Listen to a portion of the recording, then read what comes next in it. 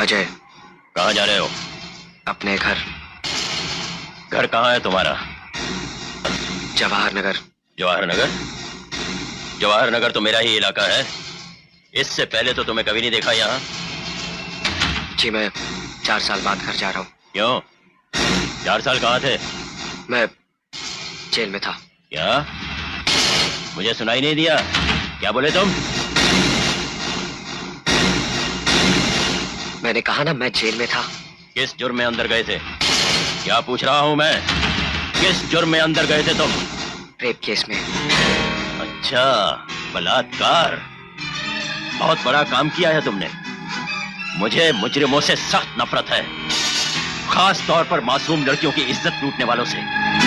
मेरे इलाके में रहते हो इसलिए एक सलाह दे रहा हूं, मुझसे बच के रहना।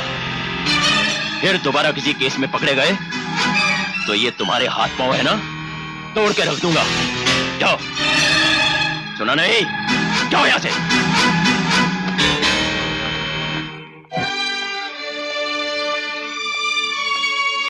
फोन करके मेरी खबर लिया करता था कि मैं कैसा हूं, कब रिहा होऊंगा।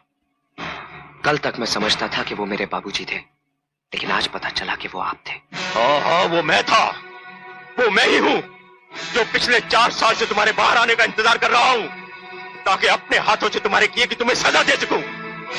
देखो, देखो क्या हाल बना दिया तुमने मेरी फूल सी बच्ची का। आपकी बेटी के साथ जो कुछ हुआ उसका मुझे बहुत दुख है, लेकिन ये सब मैंने नहीं किया। आप विश्वास करें या ना करें, आपकी बेटी का दोषी मैं नहीं। झूठ बोलता है तू। मुझे तेरी किसी बात पर विश्वास नहीं है। और होगा भी नहीं। आपकी बेटी होश में आकर जिस दिन इस बात का इकरार करेगी कि ये गुनाह मैंने नहीं किया, तब भी आपको मुझ पर विश्वास नहीं होगा। अगर आपको लगता है कि मुझे मारकर आप अपनी बेटी को बचा सकते हैं तो ये लीजिए, खत्म कर दीजिए मुझे। लेकिन एक बात का ख्याल रखिए, अगर इस दुनिया में भगवान है तो आपकी बेटी अपनी नींद से जरूर जागेगी, और उस दिन अगर उसने मेरी बेगुनाही का सबूत दे दिया तो क्या आप अपने आप को कभी माफ कर सकेंगे?